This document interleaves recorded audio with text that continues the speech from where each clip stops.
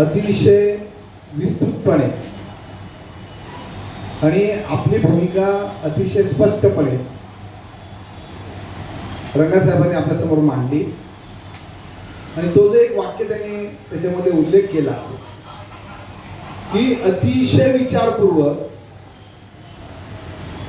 जो काय करार झाला 28 जुलै 2025 चा, तो अतिशय विचारपूर्वक केलेला होता, केलेला आहे. आणि ते लास्टपर्यंत सांगायची हिंमत आम्ही ठेवतो. कुठेही घाबरायचं कारण. सिच्युएशन जी काय होती ती त्यांनी आपल्या समोर मांडली. त्यावेळेला जी असणारी व्यवस्था होती तिथे मला जे काय आपले मोठ्या लोडर कर्मचारी आहेत ते डोळ्यासमोर होते. त्याचा उल्लेख केला अप्त्या डिपार्टमेंटचा. आपली संघटना त्यावेळेला होती आणि ते सगळे लोक आपले मेंबर्स होते त्यावेळेला आणि ते नेतृत्व सुद्धा आपणच करत होतो. 1987 साली लढाई चालू झाली ती ऑक्ट्राईज जाणार म्हणून. अनेक लोक आहेत आपल्या याच्यामध्ये. रावसाहेबांनी पूर्ण महाराष्ट्रातल्या लोकांना एकत्र केलं होतं आणि कोणत्याही परिस्थितीत ती जाता कामा नाही म्हणून त्यावेळेला शंकरराव चव्हाण मुख्यमंत्री होते. त्यांच्याकडनं शब्द घेतला होता की जकात जाणार नाही. पण 1987 ते 2017 सातत्यानं मित्रांनो आपण लढत राहिलो. शेवटी जे काय आज केंद्रामध्ये सरकार आलं, शासन आलं, त्यांनी जकात हा कर काढून टाकला आणि मग जीएसटी त्याच्या नावावर आणला. जकात काढल्याबरोबर आपल्याकडे म्युन्सिपाल्टीमध्ये 64 वर्क सेंटर होती. 64 की जिथे तुम्ही मुंबईमध्ये कुठूनही या, मग ते जलमार्गाने या, रोड मार्गाने या, विमानाने या, जिथून मुंबईमध्ये माल येतो त्या सगळ्या ठिकाणी आपली जकातची सेंटर होती. 64 सेंटर्स ती बंद करावी लागली. आणि या लोकांना जसा रंगासाहेबांनी उल्लेख केला तसं तुमच्यावर पाळी आली होती की आता मोटर लोडिंगचं सगळे काम ईस्टर्न मध्ये 3 वॉर्ड सोडले तर या मुंबईमध्ये सगळे काम मोटर लोडिंगचं, कचरा उचलण्याचं या आम्ही आता कॉन्ट्रॅक्टला देणार. आणि ही मंडळी सगळे जे मोटर लोडर आहेत ते सगळे रिस्ट्रेंच होणार. अशा वेळेला त्या लोकांची नोकरी सांभाळायची की नाही केले तरी चालतील पण आपण खाजगीकरणाच्या विरोधात लढत बसू, हा प्रश्न त्याला नक्कीच नव्हता. कारण त्याच्या समोर 8,000 लोकांच्या नोकऱ्या अवलंबून होत्या. जो काय करार केलाय तो अतिशय स्पष्टपणे केलेला आहे. आणि त्यावेळेला मग एमएमयू असेल, बाबा कदम असतील, त्यांच्या इतर संघटना असतील, या सगळ्यांनी तो ड्राफ्ट एकदा नाही, दोनदा नाही, तीनदा नाही वाचलेला आहे आणि वाचन झाल्यानंतरच स्वाक्षरी केलेले आहे. आणि जर ते केले नसेल तर त्यांच्यात मग कामगार नेता व्हायच्या लायकीचं नाही. मी तुम्हाला आता सांग काय सिच्युएशन होती त्यावेळेला. आपल्याकडे 29,998 लोक आज सफाई खात्यामध्ये काम करतात आणि त्याच्यामध्ये 8,693 पोस्ट वेकंट आहेत. शेड्यूल पोस्ट किती तर 29,000 30,000 जवळजवळ. पण त्याच्यामधल्या 8,693 पोस्ट या रिक्त आहेत. आणि या रिक्त पदांपैकी म्हणजे असणाऱ्या उरलेल्या लोकांपैकी 11,746 लोक, हे फक्त मी सफाई खात्याचं सांगतोय, हे त्यावेळेला म्युन्सिपल मजदूर युनियनचे सभासद आहेत सफाई खात्यामध्ये. या सफाई खात्यानं म्युन्सिपल मजदूर युनियनला ताकद दिली. त्याच्या खालोखाल 4,823 म्युन्सिपल कामगार संघ, बाबासाहेबांची संघटना, प्रकाश आंबेडकरांची संघटना, म्युन्सिपल कर्मचारी कामगार सेना, त्याच्या खाली म्युन्सिपल मजदूर संघ, अशा या संघटना त्या सफाई खात्यामध्ये काम करतात. आणि हे सगळे लोक हा ज्या वेळेला करार झाला आम्ही त्यांना सांगितलं की अशी वस्तुस्थिती आहे, ते बोलले चालेल, इलाज नाही आहे. आणि त्याच्यामुळं हा करार करणं त्या अनुषंगानं, कारण दी म्युन्सिपल युनियनकडे सफाई खात्याची मेंबरशिप होती, सगळं घनकचरा व्यवस्थापन म्हणजे त्याच्यामध्ये परिवहनचा मोठा आकडा आपल्याकडे आहे. 980 लोक फक्त आपल्याकडे मेंबर्स आणि जवळजवळ 12,000 लोक यांच्याकडे होती. त्यांचं नेतृत्व करायचं काम त्यांची जबाबदारी होती. त्यांच्या एकाही कामगाराच्या केसाला धक्का लागणार नाही याची जबाबदारी त्यांची होती. पण त्यांना हे मान्य होतं आणि ही काय अगोदर केलेली घाण सगळी त्याच्यामध्ये आहे. कुठल्या तोंडाने बाबा कदम बोलला की हे असं नाही झालं म्हणून? तो मूर्ख माणूस त्याला आणलाय, सगळे सेनेवाले त्याला कधीतरी हाकलून लावतील, 4 ठिकाणावरून जाऊन आलेला आहे, वेड्यासारखा बोलतोय. आणि तो बाबा कदमालाच अडचणीत आणणार एक दिवस, कारण त्यांनी तर सही केलेली आहे ना, त्यांनी मान्य केलेलं आहे ना. आणि हा सांगतो त्या चांडाळ चौकडीमध्ये, मग चांडाळ चौकडीमध्ये बाबा कदम, ही वस्तुस्थिती आहे मित्रांनो. आणि त्याच्यामुळं आपण ही जी भूमिका घेतली होती त्याचा उल्लेख मगाशी कमरे साहेबांनी केला की सफाई कामगारांचे कुठे प्रश्न दिसत नाहीत. आपल्या महापालिकेत तुम्ही काय काल लागलेली मंडळी नाही आहे.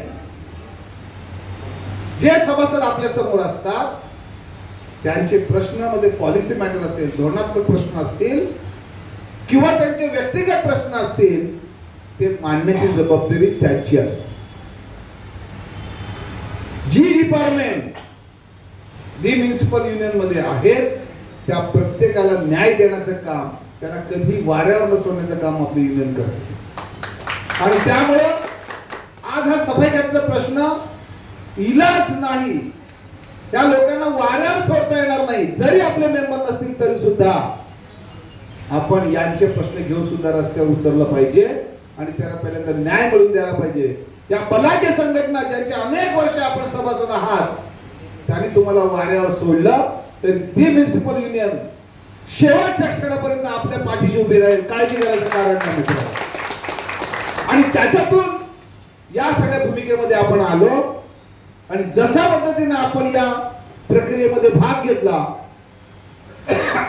एसवारचा जो प्रकार घडला, येणाऱ्या काळामध्ये तो जी नॉर्थ मध्ये घडणार, येणाऱ्या काळामध्ये तो के ईस्ट ला घडणार, येणाऱ्या काळामध्ये तो के आणि एक एक वॉर्ड जे उरलेले 21 वॉर्ड आहे, त्याला 3 वॉर्ड इस्टेटचे ते तिथे आपल्या गाड्या चालवणार.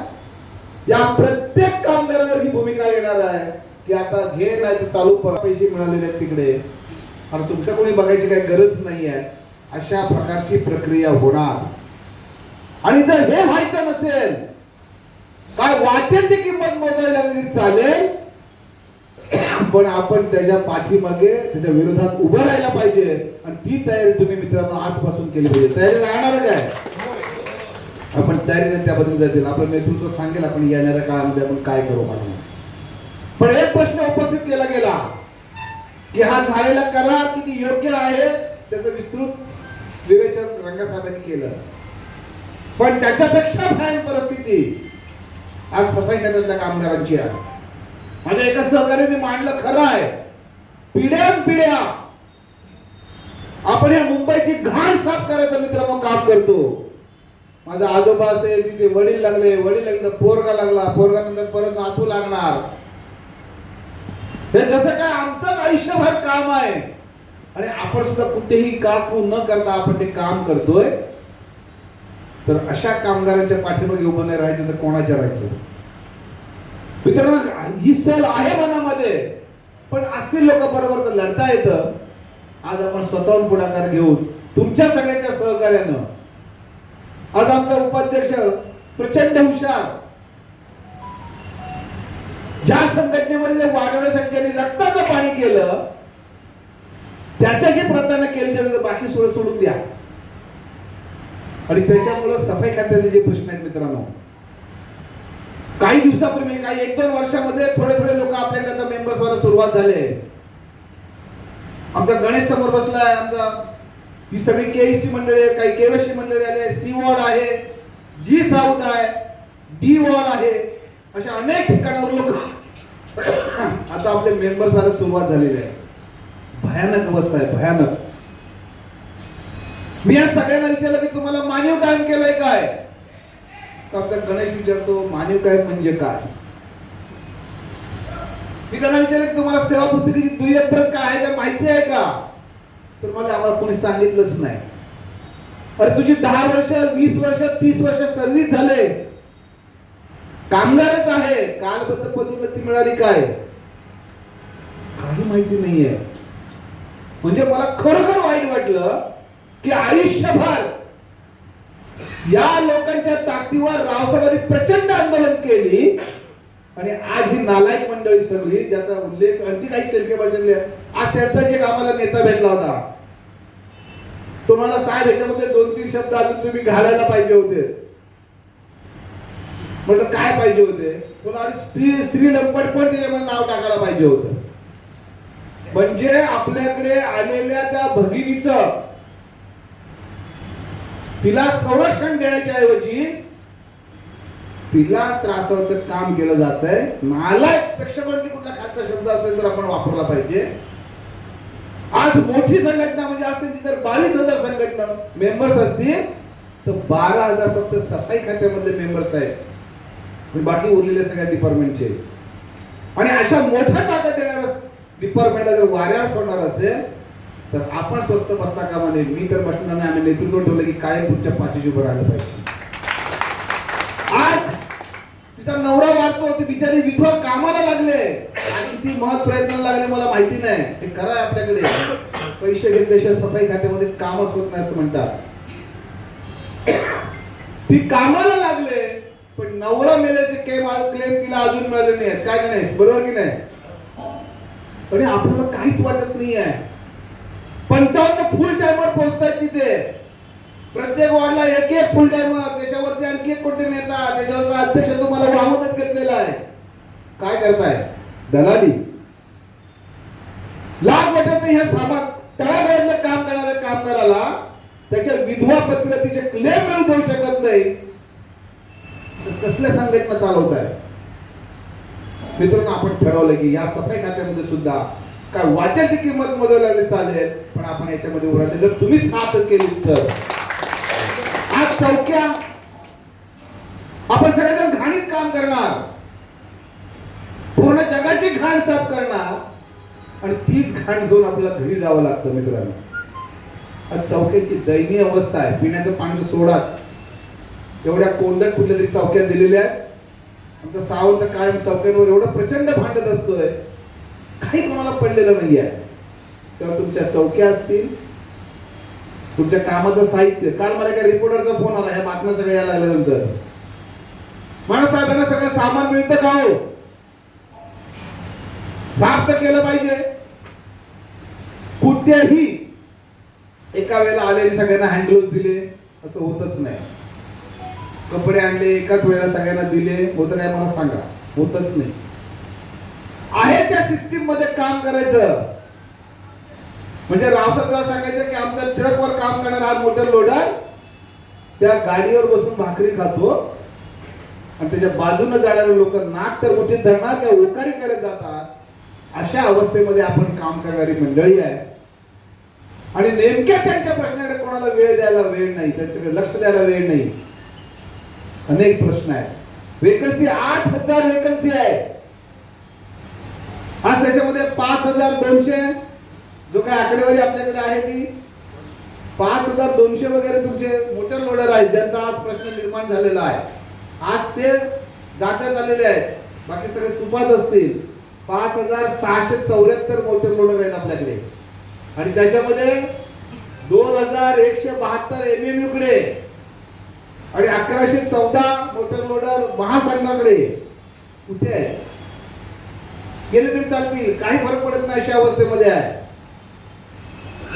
मित्रांनो सफाई खात्याच्या या 2 प्रकारामध्ये आपण भांडण्याचा निर्णय घेतलेला आहे. एका बाजूला हा झालेला 28 जुलैचा करार, आणखी 5 दिवसांनी त्याला 15 दिवसांनी 5 दिवसांनी 15 दिवसांनी त्याला तयार होईल. सॉरी आज 13 आणि 10 दिवसांनी 10 ते 12 दिवसांनी 1 वर्ष पूर्ण होईल. या कराराप्रमाणे तुम्हाला सुसंगत मी तुमची कुठलीही चेंज नव्हता, सेवा शर्त चेंज नव्हता. तुम्हाला सुसंगत काम दिलं गेलं पाहिजे. कुठेतरी मला मोटर लोडरने काम मिळालं पाहिजे किंवा त्या धर्तीचं काम मिळालं पाहिजे. परत झाडू खात्यामध्ये, सफाई खात्यामध्ये झाडू मारायला जाणार नाही. बरोबर आहे ना? हो की नाही? हा. तर तो एक प्रश्न आहे. आणि दुसऱ्या बाजूला मी मागाशी ज्याची उजळणी केली, कालबद्दल पदोन्नती असेल, पदोन्नती असेल, आज पद असो नाही तर नसो, आमचा प्रत्येक सफाई कामगार याला मुकादमाचा पगार मिळाला पाहिजे. मुकादमावर जर 10 वर्ष पूर्ण केली किंवा जो जुना काम करायचं त्यांनी 8 वर्ष पूर्ण केली, काम सफाई करायचं करेल, कदाचित मुकादम होणार नाही, पण त्याला मुकादमाच्या वरच्या ग्रेडचा पगार मिळणार. आज मित्रांनो आपल्याला ह्या सगळ्या गोष्टीपासून वंचित ठेवलेला आहे. किमान 20 वर्ष, 25 वर्ष, 30 वर्ष काम केलेला सफाई कामगार आहे, पण अजून लेबरचाच पगार घेतोय. तिथं नाही मोडून काढावं लागेल. आणि त्याच्यामुळे जास्त वेळ न काढता आपण जर ताकद दिली, प्रकाश सावंतसारख्या माणसानं स्वतःचा फुवार तर सांभाळतीलच, पण येणाऱ्या काळामध्ये आपल्या सगळ्या 24 वॉर्ड मध्ये आपल्याला जावं लागेल मित्रांनो. एक टाइम बाउंड कार्यक्रम फिक्स करावा लागेल. आणि ह्या 1-2 महिन्यामध्ये, 2-3 महिन्यामध्ये हे जे काय चित्र आहे, आपला जो विश्वास आहे त्याच्याशी प्रतारणा केलेली ही मंडळी आहे, त्यांना समूळ नष्ट करावं लागेल. आणि आपला हिताचं काम करणाऱ्या संघटनेबरोबर आपल्याला मित्रांनो काम करावं लागेल.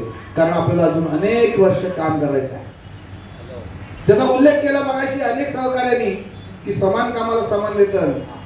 त्या सफाई कामगार असेल, तळागाळातल्या गटारामध्ये काम करणारे कर्मचारी असेल किंवा कुठल्याही ठिकाणी लेबर म्हणून काम करणार असेल, त्याच्या पगारामध्ये किमान 10,000ची वाढ झाली मित्रांनो. 10,000ची वाढ. एरियस किती मिळाला तर सांगू नका. जर कोण 10वी नापास असेल तर प्रचंड एरियस मिळाला. आपण दुसऱ्या 2 भूमिका घेतलेल्या आहेत. त्याच्यामध्ये DC1 वाले किती आहेत? DC1 वाले 5 मे 2008 नंतर लागलेले. तुम्हाला पेन्शन आहे काय? पण लढायचं नाहीये. हा, कारण आज सावंतवाडीशी रिटायर होणार, त्याची बायकोला सांगणार काय काळजी करू नकोस, मला प्रायव्हेट फंड मिळणार, ग्रॅज्युटी मिळणार, सगळं मिळणार.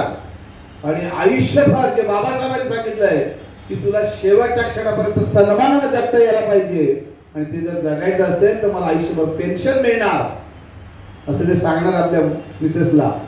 तुम्ही काय सांगणार? मी आता उद्या रिटायर होतोय, परवा पडणार आहे, कारण पेन्शनच नाही मिळणार, जगायचं कसं? आणि ज्या सन्मानाने तुम्ही एवढ्या वर्ष काम करता, रिटायर झाल्यानंतर मी पोराबाळांना मला हात पसरण्याची पाळी येऊ नये असं जर वाटत असेल, आपण ग्रॅज्युएटची लढाई जिंकलं मित्रांनो. आज तुम्ही सगळेजण ग्रॅज्युएट घ्यायला लायक झालात जे DC1 वाले आहेत, पण पेन्शनचा प्रश्न अजून सुटलेला नाही आहे. आणि याच कालावधीमध्ये आपल्याला तो प्रश्न सोडवून घ्यायचा आहे. येणाऱ्या काळामध्ये कदाचित 28 तारखेला त्याच्यावरची मोठी पेन्शन परिषद आपण मुंबईमध्ये घेतोय. आपण सगळ्यांनी तिथे यायला पाहिजे. आपल्या जीवन मरणाचा प्रश्न आहे. ती तारीख कन्फर्म झाली तर आपल्याला हँडबिलच्या माध्यमातून, तिथे मीटिंगच्या माध्यमातून कळेल, पण आपण त्याची तयारी करतोय. आणि या सगळ्या प्रश्नासाठी आपण सगळ्यांनी एकत्र यायला पाहिजे असं मला तुम्हाला विनंती करायची आहे. छोट्याशा गोष्टीमध्ये कोणाच्याही भूल टापाला बळी न पडता आपण त्याच्या नाकावर टिचून या सभागृहामध्ये उपस्थित राहिला, त्याबद्दल तुमच्या सगळ्यांचे मनापासून आभार व्यक्त करतो. आणि एकंदरीत ही सिच्युएशन निर्माण झालेली आहे. आपल्या विश्वासाचं जर वाटोळाचं काम याने केलेलं आहे, तर एकंदरीत मी रावसाहेबांना विनंती करेन की या येणाऱ्या कालावधीमध्ये हे सगळे प्रश्न कसे आपण